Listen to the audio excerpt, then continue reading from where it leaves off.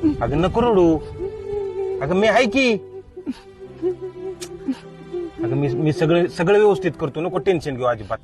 अजिबात काय टेन्शन घेऊ नको. मी आहे ना. कोण रडतंय? ये रे इकडे. ए काय करता इथं?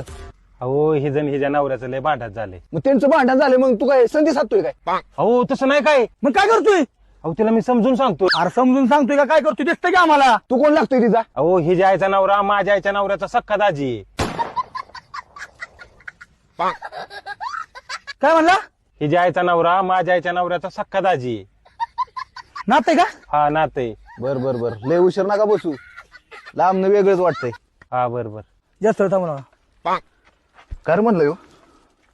ह्याच्या आईचा नवरा तिच्या आईच्या नवऱ्याचा दाजी.